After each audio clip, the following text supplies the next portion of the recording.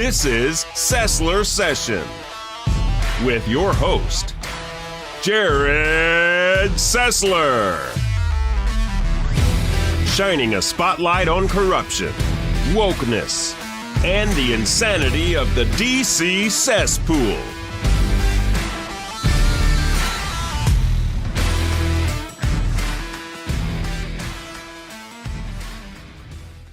Hey everybody, welcome to the Sessler Session, the place where political correctness comes to die.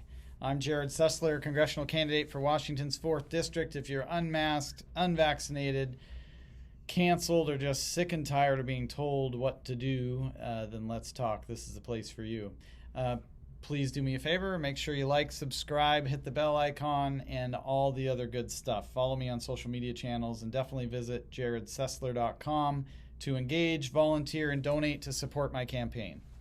So I've got some amazing guests that I'm going to be talking with today, and I think you're really going to enjoy it. There are two pilots from major airlines that are going to come on and tell us what they think about what's going on and the vaccine mandates and whether or not we're going to be able to fly in the future and all that good stuff. So, but the big thing going on this week is the whole hoopla around the Kyle Rittenhouse trial. So it's brought light to the two justice systems in our country, one on the left, and then there's the rest of us. So if you're on the left, you can burn, loot, and murder, BLM, and it's all justified as long as you use the keywords race and equity. If you're on the right, you can't even speak up in a school board meeting without being labeled a terrorist. Yeah, you can tell what I think of Merrick Garland. So glad he didn't end up on the Supreme Court. He's got quite the axe to grind, and he is definitely showing it.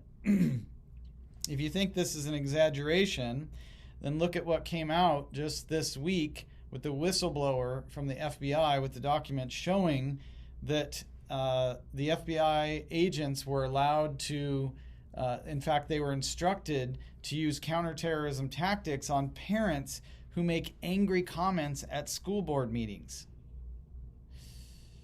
That means they're calling us terrorists. Do you get it? Because the biggest threat to our country is obviously soccer moms. Yeah, you're the threat. You and that dangerous minivan of yours. I gotta get that straight. But this is the America we live in, where it's up is down, black is white, and vice versa. For instance, vaccines. You cannot turn on the TV without an emotional, heart-stringing, pulling, cue the violin music ad popping up about how important it is to get vaccinated and how you're saving lives. Here in our crazy state of Washington, we actually have a governor who thinks he's the savior. He's the only one can save people from this pandemic. He could save people for sure by releasing his executive emergency authority that he's wielding like a sickle. So let's talk about some real data. Iceland and Gibraltar have some of the highest COVID inoculation rates on the planet.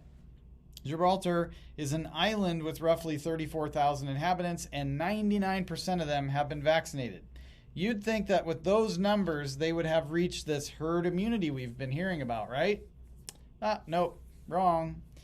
Take a look at this graphic. You can clearly see the cases are rising after practically the whole island has been vaccinated. Look, I'm not a data analyst, but I'm not a fool either, and neither are you. A 4th grade student could look at this chart and make a simple conclusion. Either the vaccine is not working, or it's actually making things worse. One thing is certain, there is no such thing as herd immunity with this vaccine. Just in case you thought this was a fluke, let's use another example. This is Iceland. Iceland has a population of 369,000 individuals. 369,000 very obedient individuals, apparently, because 92% of Iceland is vaccinated. As you can see, it hasn't exactly worked.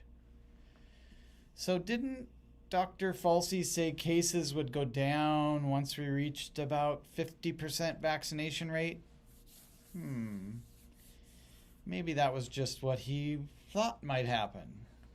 So all this talk about herd immunity, about safety of the vaccines, about how you're saving lives, what planet are they living on? Because it sure as heck isn't the same one as Gibraltar and Iceland, Singapore, India, and a bunch of other countries who have done everything the great, powerful Dr. Fauci has told them to do, and they are suffering because of it. And speaking of suffering because of Dr. Fauci, let me bring in my guests for today. Well, I'm not exactly going to bring them in because these guests need to stay anonymous. These two individuals are pilots from reputable airlines who are facing the loss of their jobs because of the vaccine mandates being forced upon them. They have agreed to talk to me, but I'm going to do it over the phone to protect their anonymity, and for the sake of this interview, I'm just going to call them Doug and Eric. So welcome, gentlemen. Thanks for coming on the show here tonight. Thank you. Yeah, and I appreciate you coming on, sharing your wisdom and your experience. This is really an amazing opportunity for the American people, and especially the people in Washington's 4th District, where I'm at, where I'm running for Congress, to be able to kind of hear and see into the cockpit, if you will. So both of you work for well-known airlines, and one of you is a captain. And one of you is a first officer. So you're both in the cockpit when the plane's flying. And so tell me a little bit, and for our listeners, what it means to be a captain, what it means to be a first officer, and how long that takes to do that, how long you've been doing this, and what it's like flying hundreds of people around each day. And Doug, why don't we start with you? Okay, well, like anything else, an airplane, you look at the cockpit, super complicated with lots of switches and dials and so forth. And you don't start off flying a transport category airplane. You learn to fly a small airplane, a super small airplane. And as your skill level increases, you advance onto bigger planes. And as your job description changes, you get bigger planes, bigger planes to fly. And pretty soon, for instance, for me, when I get on the airplane I fly, it looks just like going to any office. Every switch, we know what it does, how it operates, and flying the airplane becomes relatively routine. As far as training is concerned, there's different routes. There's civilian, there's the military route, and the ways in which you work your way into an airline job is just by being good at what you do, flying airplanes, being trained properly, and just advancing through the various companies you work for until you find yourself at a job that you like. Being safe. And being safe, yeah. And it's nothing that's, like I said, it looks complicated if you don't know when you look at a transport category airplane, but it's not that complicated. You learn how to operate it, and we get training once a year. It's very thorough training, and it's training where we do things we never have seen in the airplane itself, like engine failures, fires, all sorts of crazy things. But we practice it so that if it happens, it can be fixed and remedied and safely landed, and not a big deal. In case you have a Sully moment. Not a Sully moment, but kind of a Sully light moment a couple of times. But once again, it's the training is so thorough that when you do have something that goes slightly sideways, it takes a bit to recognize it, but once you do, it's just, we'll do our procedures and it works out great. Yeah. And Eric, I assume you agree with all that, and one of the things I would ask you in addition to that is I know you've moved up flying different types of airplanes and things like that, and so would you say that the type of flying you do now is easier or harder than maybe what you did when you're flying smaller planes, or is it more or less fun than what it was when you're flying smaller planes? Well, that's kind of a loaded question. I'm a retired Air Force fighter pilot, so what I used to do was, I hate to say it, a lot more fun. Yeah. But this is flying a major airliner is a challenge. One of the first things I noticed when I first started training was, all of a sudden, instead of being, the only guy in the cockpit making all the decisions myself, I had to work with somebody else to safely operate this very large piece of machinery. and developing that teamwork in a very short amount of time, because you step onto the cockpit, and a lot of times you've never met the person who's going to be sitting next to you, so you have to develop a rapport with that person. You have to develop a sense for what their abilities are, what maybe their weaknesses are, and how you can, especially as a first officer, how you can fill in the holes, if you will, and be a source of support, so that safely together you get this large piece of machinery from point A to point B. Modern airliners, highly automated, and people would probably go, well, that's an easy job, but like Doug said, when things start to go sideways, and the airliner isn't automated for everything. When things start to go sideways, you need to have somebody with a lot of experience and a cool head there in the cockpit. And obviously, we've got two people up there because two heads are better than one. Yeah, that's good. Well, that is interesting, and thank you for your service. Very much appreciate that. It's interesting. I just have to speak for every single person who's ever flown on one of your airplanes for a second and say that I'm in my 50s now, so I've flown for many years, but I've never been in your seat. I've always been in the back somewhere. And as the airplanes have improved through the years, we've pretty much isolated down the point that I care about to just a finite few seconds right before the tires hit the ground. I don't really care about the takeoff. To me, the takeoff is like, yeah, those guys up there, they just push the gas pedal down and the thing just goes, and then they pull something and it lifts. Okay, it's fine, not too difficult, right? But that, and then you fly. You're just kind of cruising around, doing whatever you're doing, flying and changing heights to try to make it not so bouncy and all this kind of stuff. But that moment when you're just about to touch the ground, that's the part I care about. That's the part all of us care about, and we're so happy that most of the time that's a nice, what do you call it? Nice, smooth, greasy finish. Greaser. But at times, that's the point where you're like, everybody in the back is kind of like this, like, okay, you hear the engines kind of changing, and you kind of feel the pitch, and sometimes you feel the wind, and of course we can't see, right? So we don't have the vision that you guys have. And so anyway, thanks for nailing the landing. I served in the Navy, and so I was on an aircraft carrier, and so one of the things I absolutely still love doing today is watching the sort of the catch and release on aircraft carriers. It's just fascinating, and after serving on one, it was truly an honor, and just watching what those pilots did with those planes, and to be able to hit that postage stamp. There's a great training center up in Whidbey Island where they have this flight deck painted on the ground, and the pilots come in and they try to hit that. But then that ground is not pitching and waving and diving and shucking and all this. So anyway, a lot of respect for what you guys are doing. But let's get into the vaccine discussion. So and I'm going to ask you both a personal question. You don't have to answer, but I'm assuming both of you are not vaccinated. I actually am vaccinated. Oh, you are vaccinated. And I'm happy to talk about the decision process. Yeah, that'll be good. And Doug? Hey, I am not vaccinated. Not vaccinated. Okay, so let me make another assumption just to clarify. So I assume both of you are against mandating a vaccine. Absolutely. I am against mandating a vaccine, and I have very specific reasons for that too. Okay, that's good. So let's talk about, one of my questions, I guess, for Doug here is, why not just take the jab, especially when your job is on the line? Is the fight really worth it? And then, and similarly, Eric, you did take the jab. What was the threat of your job? Did that drive any part of your decision, or did you choose to do it for other reasons? Again, these are all very personal. You guys don't have to answer them, but I think it's interesting information for myself and for people that will be listening.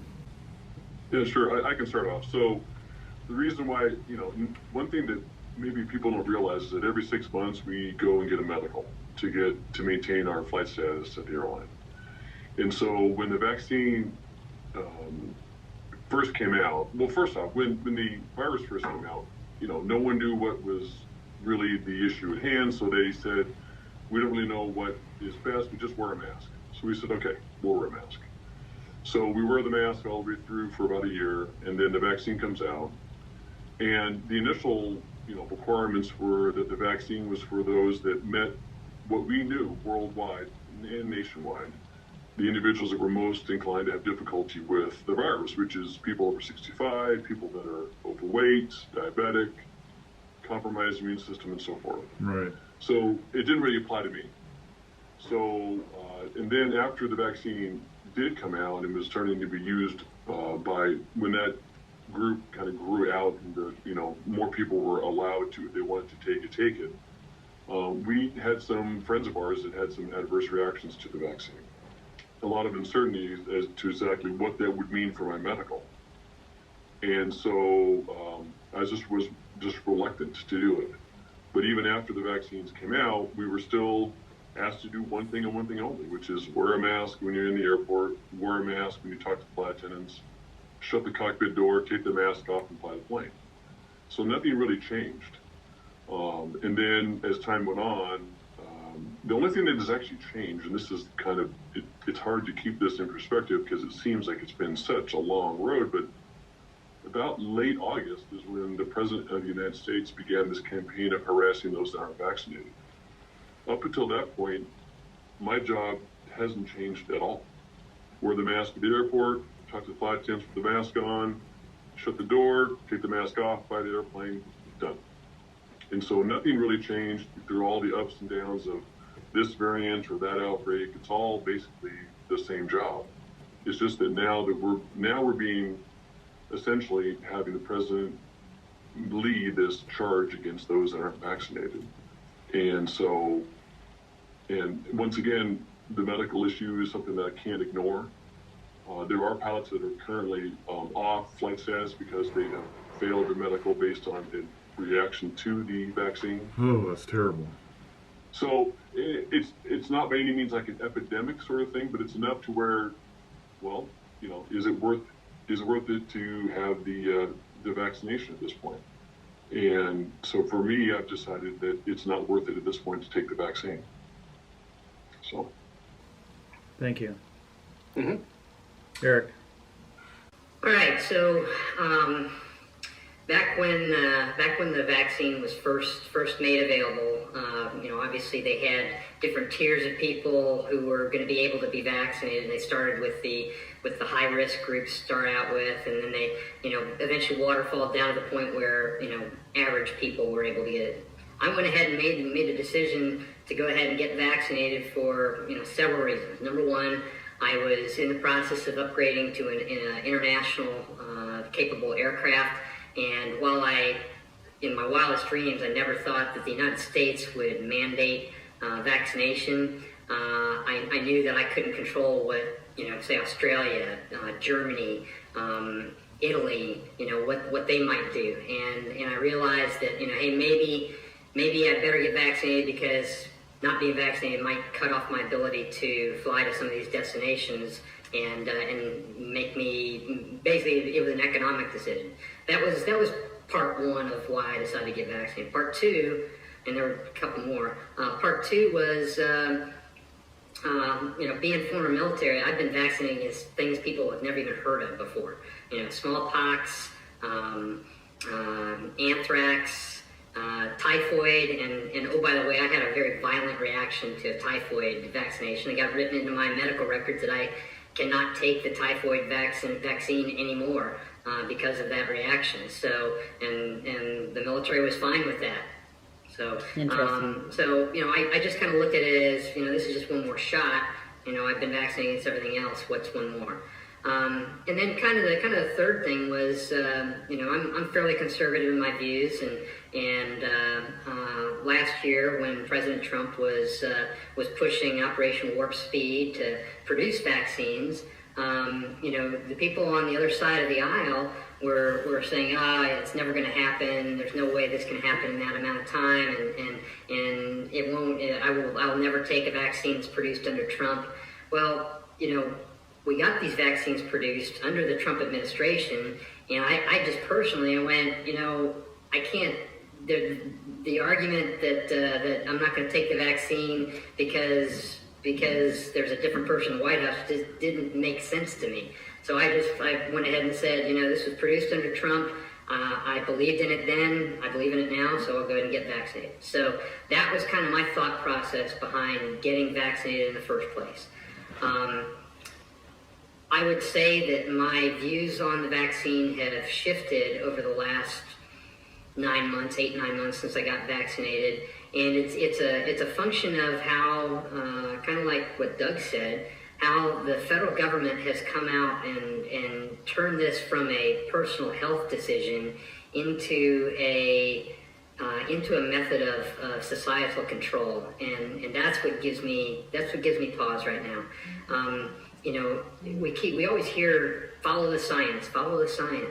Well, right now the science tells us that this disease, COVID, reinfects people who previously had COVID as well as people who are vaccinated. The science tells us that the vaccine does not prevent further transmission of the virus. You can catch COVID and you can pass it along.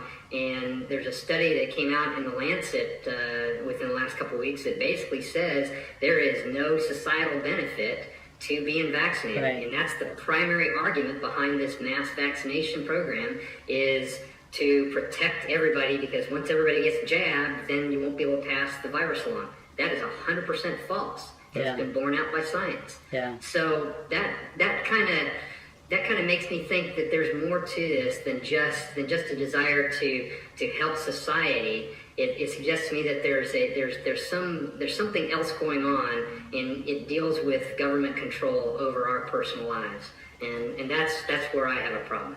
Yeah, and I think I appreciate you explaining that, Eric, and I think the same thing. When you look at the real data, just as I mentioned, some of the countries in the opening that aren't, like Gibraltar, for example, I think it's 99%, vaccination rate, but yet they have some of the highest occurrence of COVID, as we get into the fall and winter here. So, it's very interesting to see, there's an element of this where it's like, okay, there's this TMI, right? There's too much information. The right people aren't keeping up with the right information, and people are just pushing, what they think is right, because we've all grown up being taught that, vaccines are the way to go, and, all this kind of stuff.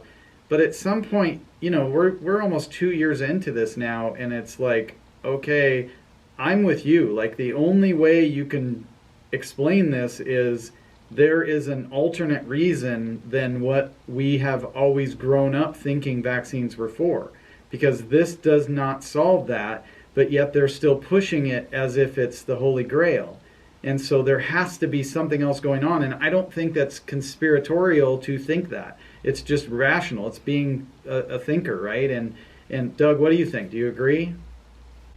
Yeah, there's there is an avalanche of information on both sides of this topic, and that's one thing that's, I grew up in a time where if you read the newspaper, you pretty much believed it was correct. Mm-hmm. And now it seems like it's just impossible to filter through what is true and what's false. All I know is what I can see, what I know, what I experience. Yeah. And what I experience is my neighbor I've known for 20 years was vaccinated, and within 10 days she had heart surgery to remove a water jacket on her heart that would have killed her if she would have gone to bed that night. Wow. And so, once again, it's not everybody that gets the vaccination is having negative reactions. For me, if I have any negative reaction to the vaccine, I'm grounded. It's as simple as that. Yeah. So I'm forced to basically, it feels like if you aren't on board with the vaccination, you're kind of now dealing in this black market information. Like, you have to kind of go to the back alley to find out the information, and it shouldn't be that way. It should be real simple. It should be, you're this age, with this body type, with this personal health history, the vaccine potential for adverse reactions is X. Yeah. And adverse reaction to getting COVID is Y. And then you make a decision. Yeah. It ought to be as simple as that. And we have the information out there. It's just you can never find it in concise way. So you're kind of flying blind. I've said this to my wife. I would love to be able to take a vaccine that I knew was not going to hurt me and would help. It'd be great, and move on and be done with it. Don't have any confidence in this vaccine. That's the problem. Just building on what you were talking about, Doug, this should be a decision between, a person or an employee and their doctor, and not the companies. And what astounds me is that these companies are taking on such enormous liability by forcing and by mandating these things, or going along with government mandates that really aren't laws. And just the liability of that, to me, from a business standpoint, is astounding. I would never shoulder that kind of responsibility. I would never force my employees to do something. Basically, I'm becoming their doctor. That's the reason why doctors have what's the insurance that doctors have? Liability. Yeah, they have this liability, but there's some anyway. It's medical liability. But yeah. Go ahead, Eric. Jerrod, so you're touching on a real interesting point. Why are these companies, large companies, and really all the airlines, why are they pushing the government's line that everybody has to get vaccinated? So a couple months ago, I sat down with a state legislator in my home state here, and discussed a variety of topics. And one of the things he said was he lamented how the federal government they basically bribe states to do their bidding by dangling huge sums of money that have strings attached. And if the state doesn't do what the federal government wants, they pull that funding. And that puts state legislators in a square corner, because even if they want to stand up for principle, they can't, because they have to get that money or their constituents aren't going to be happy. Okay? Yeah. Well, what happened during COVID? The federal government, they basically took on each airline's payroll. They paid to keep everybody on staff for throughout the pandemic, and they continued to provide financial benefit to the airlines in the form of guaranteed government contracts and other financial incentives that I would argue make airlines and other large businesses that have a financial stake from the government, make them de facto agents of the government. So, when the Biden administration comes out and says we want everybody vaccinated, you have airlines saying, okay, boss, how high do you want us to jump? And I would argue that, for conservatives, and I consider myself a conservative, we consider ourselves supporters of free enterprise and want the government to stay out of business decisions and decisions between private entities. And obviously, a company is a private entity, an individual is a private entity. So the government shouldn't have to interject in that transaction. But when the government is providing money, huge sums of money, to one of those entities, and the entity I would argue that has the most control, big business, then this is no longer a free transaction between two private entities. That's right. The large entity is acting as a government as a government agent, and I think that's something we need to address. Yeah, that's a very good point, Eric. And I would even add to that: where's the money coming from? Yep. It's this large infrastructure bill that just got passed through Congress and is our tax dollars, our future tax dollars, our kids' tax dollars, that they're leveraging to manipulate the states. And the reason why I'm sure the state legislator told you this, the federal government doesn't have authority to do what they're trying to do. And so the only way they can do it is to basically manipulate the states and the companies to do their bidding. When all they have to do is to say no. Like, no, we're not going to do that. And there's a number of states that are doing that. And we need better. We need if there's any message through any of this, is voting has consequences. And if you don't think those local races, those school boards, the hospital boards, the state legislators, the governors, across the board, those seats are very important, because those are the people that are essentially structuring the response from the government. The most powerful people in the land are supposed to be the governors. They're supposed to have the authority to run their state like a small business.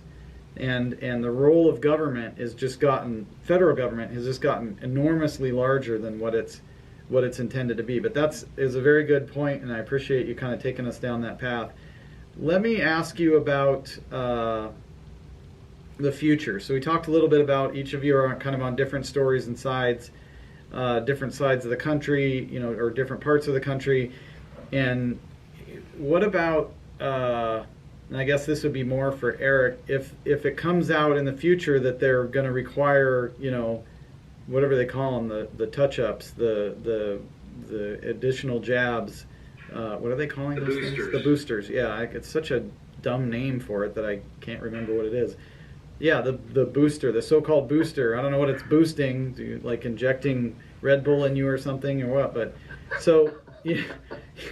So anyway, would you take it now? Do you have the same stance? And I guess it's a very personal question, but if you want to answer it, you can. That is a very good question, and I gotta tell you, I've lost faith in our scientific community because I don't believe they're telling us the truth. Yeah. For the CDC to come out and say that the booster is going to help prevent community spread after we know that it won't, that people can still catch COVID or still pass COVID on the vaccinated and unvaccinated individuals, there's not a societal benefit there. Yeah. And until you can prove to me that there is a genuine societal benefit, I don't think so. Yeah. I don't think I'd take another shot. Yeah. It's very interesting. When President Trump was still in office, he pulled the funding from WHO, the World Health Organization, because they were corrupt. And what's very interesting about that, and again, I'm not a conspiracy theorist. But I do have a lot of people that come up to me at speaking events and engagements and different things they're saying, I feel like I'm a conspiracy theorist because everything I thought was crazy seems to be coming true. But I tell those people, like, you're not alone. We all sort of feel that same way. But my point with the funding for the WHO is that it's well known that Bill Gates stood up and filled in the funding that the United States withdrew from WHO, and you're kind of thinking, what on earth? Like I'm maybe in some land that he's in that was some philanthropic thing to do, but the WHO is clearly compromised by China and other motivations and things, and to have a private business owner individual, the fact that we've got the idea that we've got such big individuals who have so much power. I mean, you can put 5 or 6 of these people into a bucket and they literally could, and maybe are, kind of shifting the direction of the world. It's astounding that an individual could replace the funding of a government, to an organization like WHO. Jerrod, could I just add on to what I said earlier? Yeah. So you asked me if I'd take another shot. Part of the problem is this is all coming from the executive branch. Right? The executive branch is using emergency authority that I would argue probably has expired by now. Yeah, and because the depth of the pandemic last year, when we truly didn't know anything, was really where the executive needed to exercise emergency authority.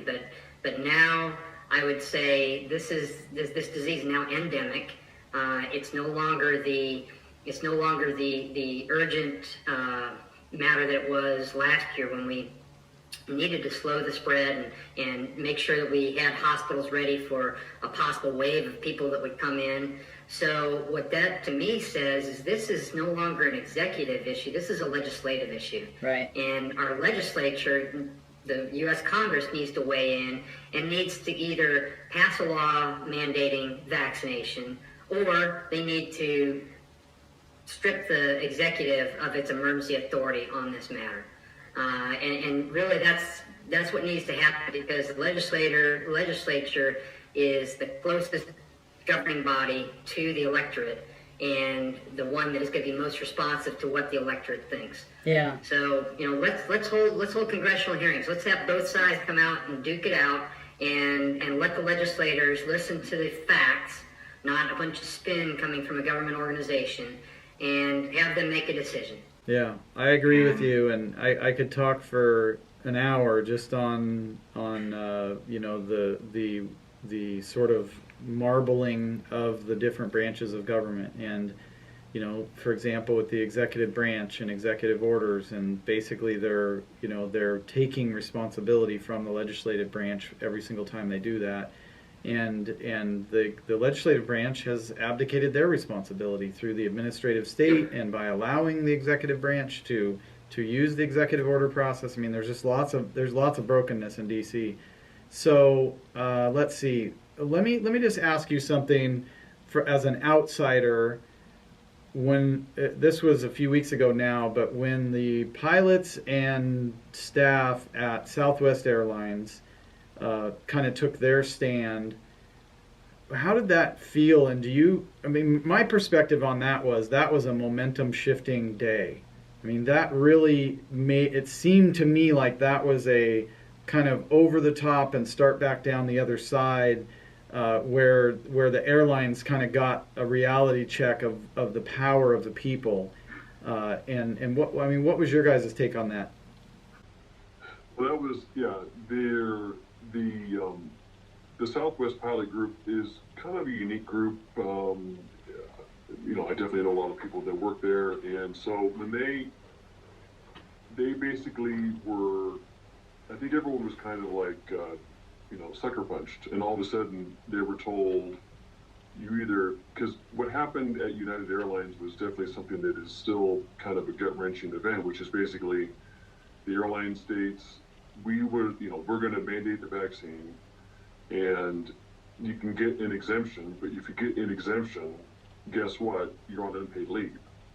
And that doesn't seem like a reasonable accommodation by any means, especially if you look at the fact that the job that a United pilot was doing from day one of the pandemic, and then halfway through and right up to that point, was the exact same job. And the airlines also went through this tremendous effort to try and show that you can't get COVID on an airplane. Delta did a study where they put a bunch of sensors and test dummies and so forth in an airplane and flew it around with the airflow the way that it is in the airplane. And they realized that since the airplane recirculates or gets new air in the airplane every couple of minutes, because it's a massive airflow, the way they direct the airflow, you can't get COVID. And they ran around and they put up signs all around every terminal, every airline you go to. When you go to the terminal, you'll see a sign saying, your chance of getting COVID is basically nil on this airplane. And that is what encouraged people to come back and fly. So we've done the exact same job, and now Southwest gets told, oh, by the way, look at United, the same thing's going to happen to you unless you get a vaccination. And they said, no, it's not. Yeah. So they just elected not to, Southwest, like most airlines, is very lean on pilots, and they are always asking their pilots to fly extra flight hours via overtime. Mm-hmm. And what happened, it was real simple. They just didn't fly overtime. It wasn't complicated. They just were electing not to fly overtime, and when they did that, the airline collapsed. Yeah. It was as simple as that. They said enough. And so, the vaccination rates are different in different areas. It depends on where you live, but Southwest has almost half the pilots aren't vaccinated. So if they mandate a vaccine and then say you're all on unpaid leave, the Southwest airline goes away. Yeah. And that won't happen. So the other airlines, what was nice to see is that the other airlines began to have a bit more of a reasonable tone to their discussion on this mandate that they have been basically having to follow through on at the end of a pointed gun to the head. Yeah. Which is, give us a religious exemption and we'll find a way to work it out. And so that is kind of the operating, but you know what, we all owe a debt of gratitude for the unfortunate folks at United, because they have been the ones that have gotten the hammer the first time out of the gate. They're the ones that actually ended up having this get your vaccination or lose your job. And there are people now not working at United because of the fact they got an exemption and their accommodation was unpaid leave. And so we owe them a debt, and we also owe the debt to the Southwest pilots who elected to basically say, and also flight attendants, and this happened in American and so forth, is that basically, if this is the way it's going to be, then we're not going to come to work. Yeah. And so it has changed, it feels like it's changed, but we're still under the throes of this public campaign of harassment that the airlines did accept the money, and now they are beholden to follow through on whatever demands that the government at this moment says, which is get vaccinated. So the companies are in a bad spot, definitely. So thanks for that, Doug. Eric, I want you to build on that in terms of your thoughts on the whole Southwest kind of unity there to build that tipping point. But I also want you to talk about or build a little bit more on some of the stuff Doug mentioned in terms of like what would happen if the pilots walked off the job, if the airlines did, or maybe were forced by the government, or whatever the circumstances. What would it look like in the United States if there was some situation like that where it was literally, all the pilots have to be, or maybe all the flight crew have to be vaccinated, or else, the flight can't go. Well, I think what you're seeing with what happened at Southwest and the air traffic control down in Jacksonville and some other lesser known situations, I think you're starting to see the American populace start to realize that it's time to reassert our authority as the true governors of this nation. Our Constitution doesn't vest power in government; it vests it in the citizenry, the people of the republic. Right. And you're starting to see people start to recognize that no, we actually do have power here, and we can say no, and we can affect change. And I think the Southwest situation was kind of the first of what I think is probably going to be many going forward shots across this Leviathan's bow that no, you're not in charge, we are. So you're not going to see a coordinated work action by any airline and their employees. But what you'll probably see is you'll just see people just decide, no, I'm done. I'm checking out of this situation. And you can try to have a functioning company, a functioning economy without me. That's a little scary, but I think going forward we are going to see more of that. So what would happen to one of these airlines? Well, just what you saw with Southwest. If you have employees that decide, I'm not going to go the extra mile for the company. I'm not going to do this. I'm not going to do that.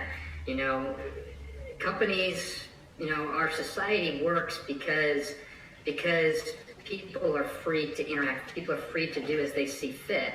That truly is the heart of what America is and why America is such a great place. Right. Is that people are free to choose. And, if people choose to not participate, then that's a very powerful statement and can have long-lasting repercussions. Right. So I appreciate that. I think that's incredibly helpful. I think we're probably all in alignment with that. I think most of the American people realize now if we get shoulder to shoulder, we have a lot of strength. So I want to ask you a little bit of a different twist on this. Tell me what it's like in the cockpit. So I know when you get assigned to a flight, there's enough pilots in these big airlines that a lot of times you might be flying with someone you've never flown with before, or maybe you haven't flown with them in a year, or maybe you don't know them well enough to know where they stand on the vaccine. So is it awkward inside there? Is there some open language about it? Have either of you ran into a situation where you've been around another pilot in the cockpit who is clearly like completely hypochondriac and freaked out about whether or not I can address that because as the captain, you kind of set the tone for the operation. So when I show up to an airplane, I'll speak to the flight attendants and we'll brief the flight. And then I give them a discussion, which is basically, if you have anyone in the back that is having difficulty being compliant with the mask, ask them once, maybe twice, and then stop. I don't want to put you in any sort of bad position. I don't want anything to escalate with you call us up and we'll deal with it, and let's just move on. And I let them know that I support them. I don't want them to be the mask police in the airplane, because it's just, everyone is just kind of done with it. Yeah, it's awkward. As far as discussions in the airplane, and knock on wood, this could change tomorrow, but it has never come up. I don't talk about it. I don't care. One particular individual I flew with became very ill in the matter of about 30 minutes in the airplane, and he ends up telling me, "Don't worry, I don't have COVID. I just got vaccinated." So I'm like, "Oh gosh, here we go." So anyway, there's your sign. Yeah, great icebreaker.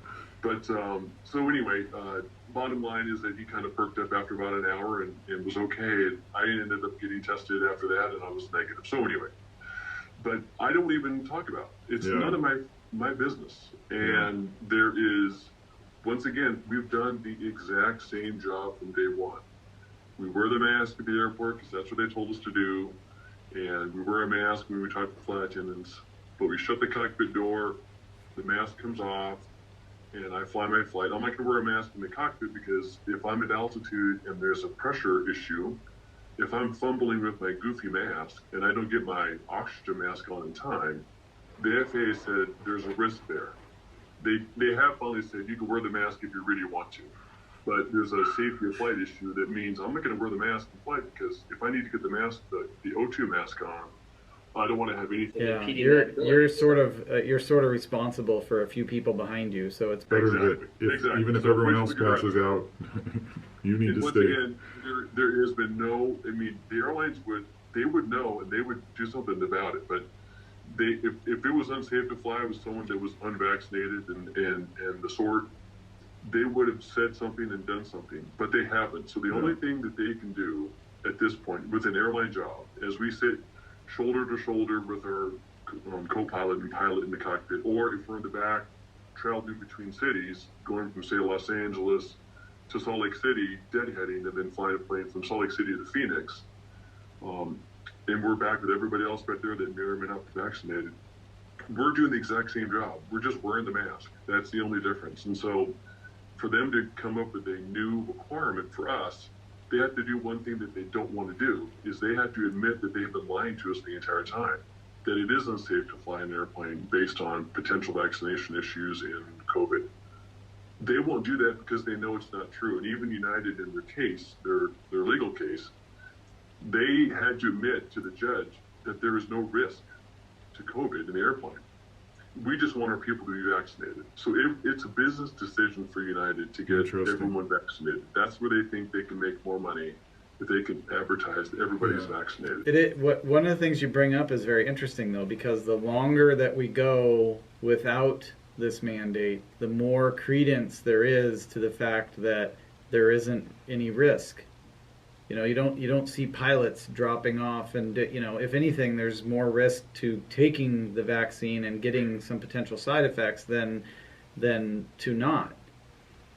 Right, and that's, well, once again, there's no database that you can go to that you can legitimately trust to find out, based on my age, my body size, my medical history, what sort of risk do I take with the vaccine? I don't have any idea. Yeah.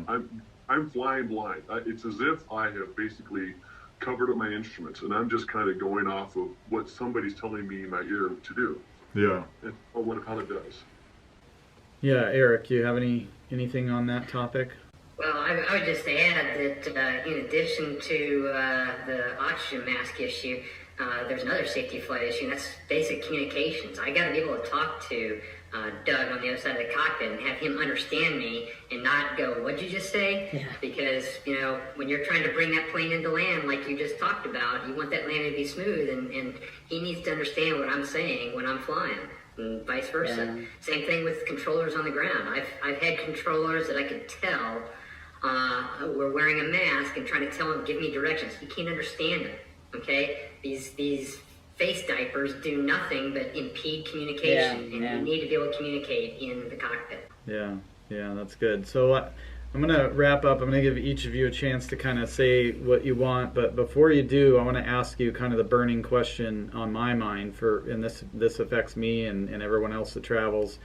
You know, I'm obviously running for Congress puts me on the travel schedule a lot. Do you think that there's a point in the future when I or anyone else who is not vaccinated will be prevented from flying? I personally, I don't know. I mean, we're under, right now, we're not really under a medically demanding situation where we have to do something because of a real threat health-wise. We're under a political situation where we're being led against our will. So logically, health-wise, there's no reason to get vaccinated to be on an airplane. But politically, there is a momentum that hopefully the airlines are, various groups are trying to, and are fighting and winning on this whole mandate issue as it works its way through the court. Mm-hmm. So hopefully that won't be the case, but it wouldn't be surprising that they try. The question is, can our, in this case, federal representatives stop it? And I think they have enough. There's enough people that understand the business realities of it that they would not let it happen. But at this point, its logic has kind of been lost, and who knows? Yeah. What do you think, Eric? I'm afraid I got a little bit different perspective on it. So, as you know, I fly international, and I have seen firsthand what other countries are doing to travelers. You can try to go to Canada, and you get quarantined. You get locked in a hotel room for three days. You go to Taiwan, you get locked in a hotel room for 3 days. You go pretty much many of these countries, and they're locking you down, regardless of whether you're vaccinated or not. And I think that my analysis 8 months ago when I made the decision to get vaccinated is accurate. I think that other countries are going to impose a vaccination status on travelers that try to come in, and if you're not vaccinated, you can't travel to country X.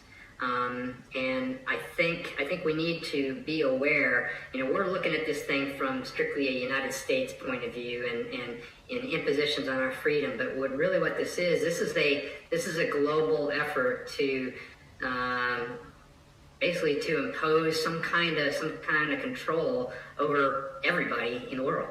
Yeah. And we might be able to be an island of non-COVID insanity for a period of time, but if we are effectively cut off from the rest of the world because we don't toe the line with regards to a vaccine mandate, you're going to start to see companies maybe buckle under that stress. So I do think that we are going to get to a point at some point, certainly internationally, where if you don't have